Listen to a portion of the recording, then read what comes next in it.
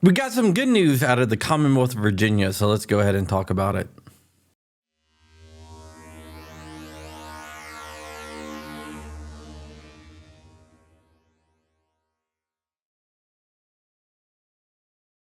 What's up, Wolverines? Welcome back to the channel. My name is John Crump, and this just happens to be John Crump News, where I talk about 2A every day. So do me a huge favor, like, comment, and subscribe. It would really mean the world to me if you did that. Okay, so today we're going to be talking about what is going on in my home state of Virginia. So to understand what is going on in Virginia, you have to understand the makeup of the government of the state. The governor is a Republican named Glenn Youngkin. The chambers of the legislature are both controlled by Democrats by a very slight margin, by like one person in each place. So what the Democrats did is they tried to shove 36 gun bills down the throats of Virginians, and these were all anti-gun bills, and they sent them to the governor's desk to be signed into law. Glenn Youngkin, who has refused to do surveys for gun groups but always have claimed to be pro-gun, decided he wanted to look at these bills and decide what to do with them.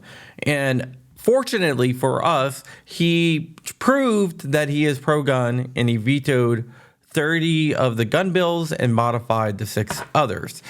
So you might be wondering, what bills did he veto? I'm not going to go through the whole list because there's 30 of them, but I will give you an example. One of the bills that he vetoed was an assault weapons ban, which would have banned most semi-automatic rifles and shotguns.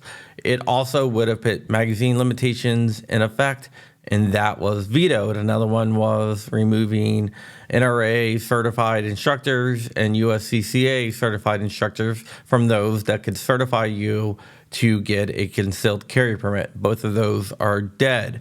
There was a ghost gun bill that was modified. And you might say, John, I thought you were happy about this. Well, the ghost gun bill that was modified is kind of funny because it is what's known as a poison pill. A poison pill is something that will make sure that the Democrats will not vote for. And what the governor did is remove the serialization part of the bill. So before, it said that if you have a ghost gun, you have to get it serialized or get rid of it, which is really ridiculous. But the governor removed the serialization part of the bill and replaced it with something that said, if you unknowingly have an undetectable firearm that is in violation of the Undetectable Firearms Act, that you cannot be held liable by the state of Virginia for having that. So you can own a gun with little to no metal in there and not get in trouble with the state of Virginia if you do not know that is illegal. It's illegal on a federal level, so there's that. You can still be charged federally with it, but you're not going to face a state charge. I am sure the Democrats are going to look at that change and say, hell no, because he took a anti-gun bill and turned it into a pro-gun bill. One of the other bills that he vetoed, which I think is kind of funny, is the Democrats tried to ban auto sears.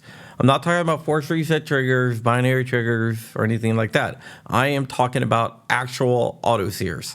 So the drop-in auto sears that you'd put into your AR-15 or whatnot, Virginia tried to ban those, even though those are legally questionable on a federal level. When I say questionable, if they're made after 1986, you're not allowed to have them because it would violate the NFA. So the governor said this is dumb because there's no new auto sears that are transferable to the civilian public that are on the market. So therefore, I am going to go ahead and veto this bill because it is useless and it's just virtual signaling to Bloomberg and your other high-powered donors that are anti-gun. So the overarching point of this video is that Governor Glenn Youngkin did keep his promise to gun owners in Virginia, and he acted as a firewall against all these new bad gun laws that were proposed by the Democrats. I was a little nervous at first because, like I said, he refused to take any surveys, and he really hasn't talked on guns besides saying, I am pro Second Amendment. And even though he didn't talk the talk, he did walk the walk, and he proved that he is for gun rights by his actions and vetoing all the bills and modifying the other ones to take anti-gun bills and turn them into pro-gun bills, which I think are kind of cool. Now, those modifications are probably going to end up killing the bills because, like I said, they're poison pills, right? So the Democrats aren't going to go for it. They're not going to go and agree to the changes because it took their draconian anti-gun laws and turned them on their heads. So they're just going to kill the bills and they're going to die, which, hey, it's better than the alternative of passing a anti-gun bill. So that is a good thing. So in the end, I just want to thank Governor Glenn Youngkin for standing up for the rights of Virginians. This problem is not going to go away. It's going to come back next year. And the year after that, hopefully we can replace some of the people and get control of one of the chambers of the Virginia legislature, and then we won't have to worry about it, because I am worried about if we get a new Democrat governor after Youngkin is out of office, and if the legislature still remains in the hands of Democrats, that could be bad news. But as of right now, it is time to celebrate. It is time to take a sigh of relief and to know that our rights are protected in Virginia. So we'll have to see what happens, but we still have some work to do to get some of the bad laws that passed a few years ago repealed.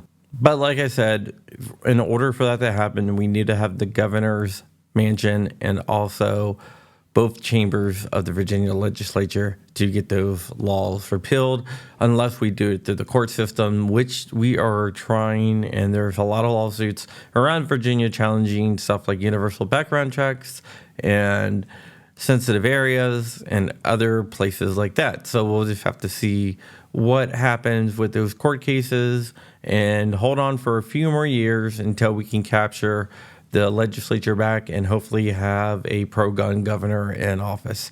All right, guys, that is it. So stay ever vigilant, stay ever free. It is a good day. And remember, keep in the fight. I'm out of here. Wolverine's motherfucker.